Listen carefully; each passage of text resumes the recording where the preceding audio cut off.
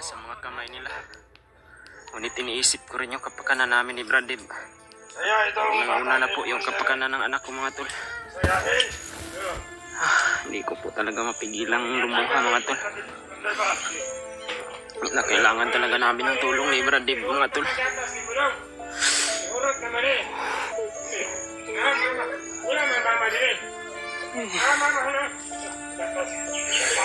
Hinahanap ng anak ko Brad yung mama niya Brad.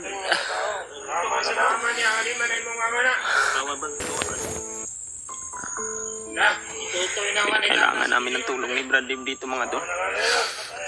Sana i-share niyo po itong video na to sa mga kasama namin mga tol. Baka nandito lang sila sa malapit sa amin matulungan nila kami.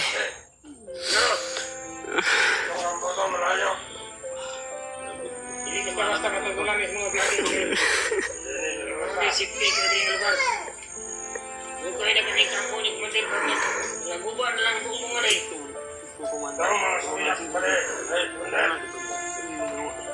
Di lansang na.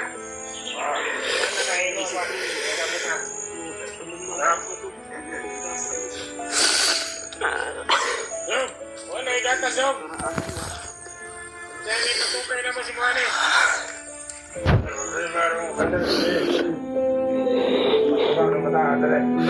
Huwag niyong saktan yung anak ko. Dahil sa oras na makita kong saktan yung anak ko, papatayin ko kayo.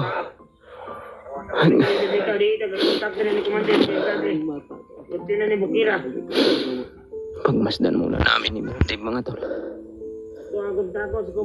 Na kailangan pagplanuhan namin ito. Dahil ang sabi nila, papalipas pa daw sila ng gabi dito. Bukas pa daw sila aalis.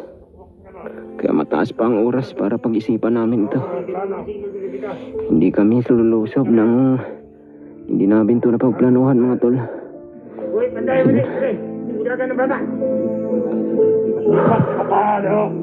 Masaya ako't nakita ko yung anak ko. Pero hindi ko pa alam kung saan yung anak ay yung ina niya. Huwag mong saktan, Commander. Nyaw? Hindi matabra ito, hindi English lang. Manok sa manok. Nagkatagulilong na po kami ni Brad Dib dito mga tol. Manok. Tanding. Yating yung matakuray. Di basta-basta eh. Saan kaya yung ina ng anak ko? Sabi ng mga bandido, si Commander Bagnot daw yung may hawak at si Commander Bangkil yung nagdala sa asawa ko. Saan kaya nila hindi nila? Kay bulusog to sila. Pag ito nagkana bulusog to yung papa kay dating Commander to. Abtik mo kayo. Nakarami nila mga tol, nandun pa sa unahan. May nakabantay pa doon. Kaya hindi namin pipilitin ni Brad Dib na papa lagi. Papa, nagkakilala talaga yung anak ko sa akin. Dahil kinagamahan eh. Dito sa tanan silok-silok kaning bukid. Sama tayo. Dito magiging mataan gani isa. Pagmasdan ko lang yung mga galawan ng mga bandido mga tol. Dito yung kabayo daw. Masayahin ng bata kundi patay.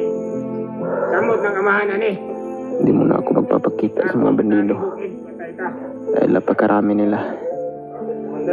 Pag nahuli nila ako, mas madelikado yung buhay ko at yung anak ko at yung asawa ko. Kaya kinakailangan hindi ako magpapadala sa emosyon ng aking puso.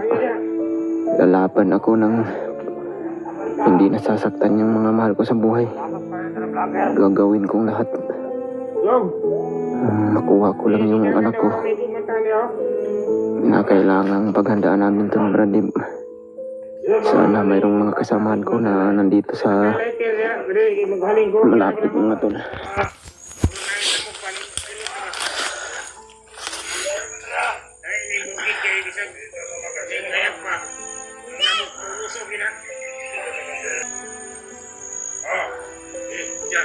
Kailangan labanan ko to. Parang gano'n ko sa bata ko na. Ayun na lang yan.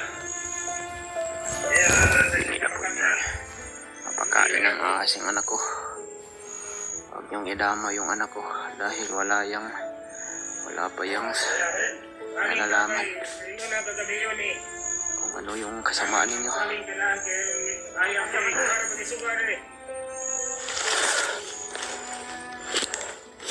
Masaya ako't nakita kong ligtas ang anak ko.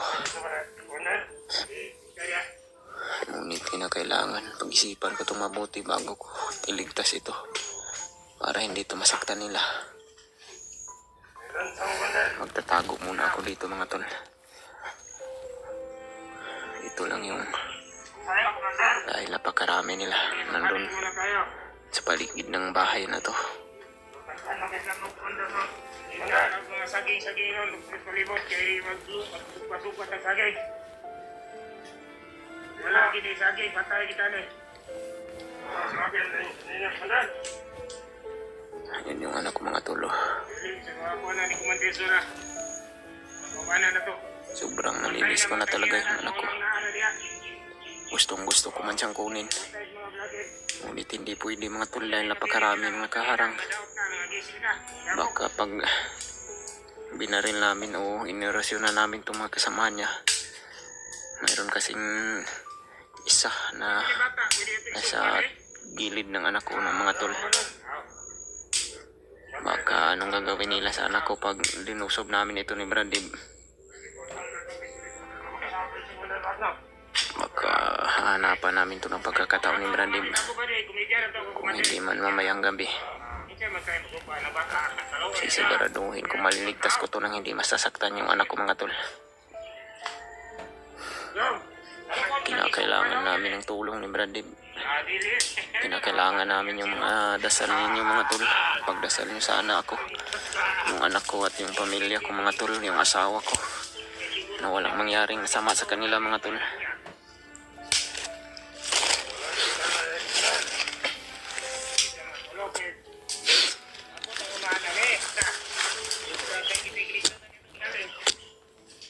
Hindi nila alam na nandito lang kami ni Brandib sa paligid nila mga tol dahil nakatagulilong kami. Akala ko kung si Commander Bagnot na yung nandito mga tol. Buti na lang wala si Commander Bagnot. Dahil pag nandito si Commander Bagnot, hindi po kami makalapit ng mabuti mga tol. Dahil nakakaamoy si Commander Bagnot ng mga kalaban o mga vlogger kung nandito sa paligid. Sabi ng mga bandido dito mga tol, si Commander Bagnot at si Commander Bangkil daw ngayon nagsama. Dala daw yung asawa ko. Yun yung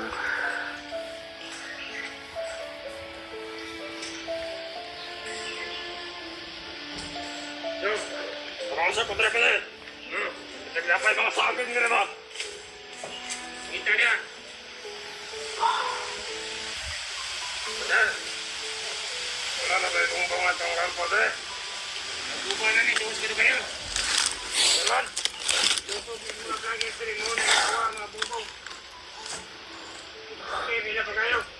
Hindi na ng kunder, malakas ang ulan. yun yung mga anak ko mga tol.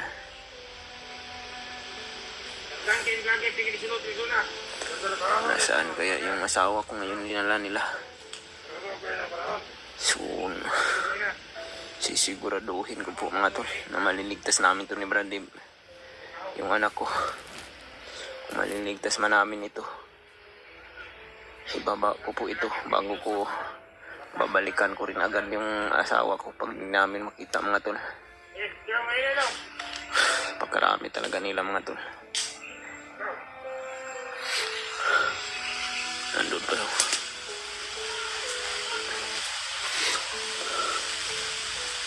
Malapit ng umulan mo rin.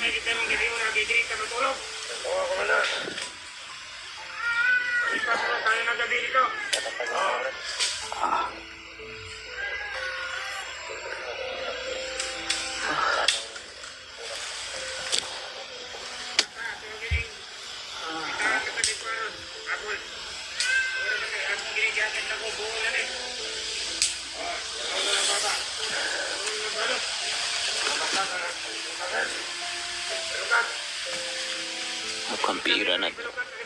Mukhang pira talaga itong mga bandido, Brad. Lahat ng bihag pinipirahan talaga nila. Gusto nilang pirahan, tapos pagdating ng panahon, hindi rin nila ibibigay. Mga traidor talaga itong mga bandidong to.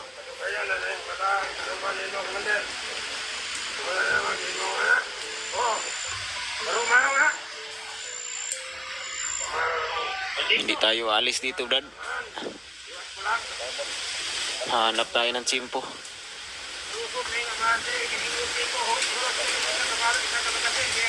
Sana po mga tol, i-share nyo po itong video na ito mga tol sa mga kasamahan namin mga tol. Nakita ko na po yung anak ko mga tol. Para maligtas po talaga ng walang saktan dito sa amin mga tol.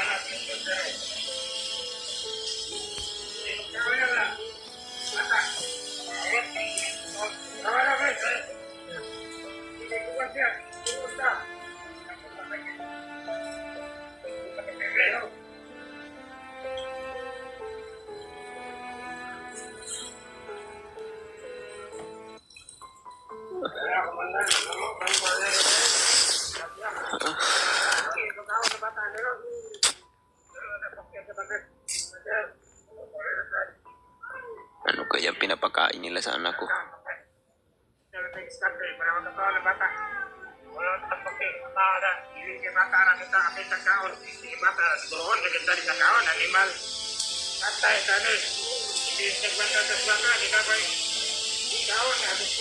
Pagkarami talaga nila, Brad. Hindi pwede tulusubin natin to. Baka paglusob natin, Brad, babarilin nila. Wala kayo. Ay, tsaka may gata siya ka nawigit sa kanan. Kaya na mo laging Okay lang sana kung wala tong commander. nagsusunod sa mga. Yan yung commander na nabangga natin siguro, Brad ba? Kaya nagbubulas kumandira ito kaniya. O dito ang gatas na nawigit. Wala na kami commander. Hindi mo ba nagala ko? Wala na kami. Sa commander. Ako hindi tanda ko dito. Wala yan. Bagya ng asawa kung dala nila, oh.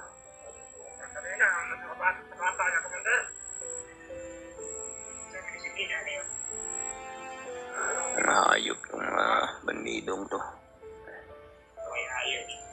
Oras na makukuha ko yung anak ko, papatayin ko kayong lahat.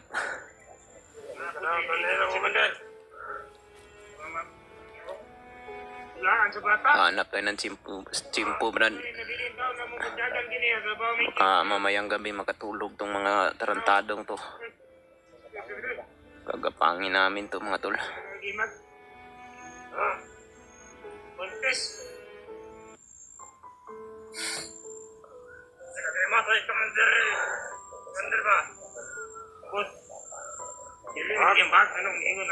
Masaya ako mga tol na nakita ko yung anak ko, pero napakalaking parang sumisikip yung dibdib ko mga tol, dahil hindi ko po nakita yung ina ng anak ko mga tol. Yung asawa ko nasaan kaya dinala nila? Mga walang awa, mga walang puso ng mga bandidong to. Bata na mo gidala, wala may asawa. Ito naman dito ko pwede pagod. Tuwa ka kumpare niya si Commander Bangkil. Dinala nila yung asawa ko kay Commander Bagnit, at Commander Bangkil pala yung naghawak ng Brad.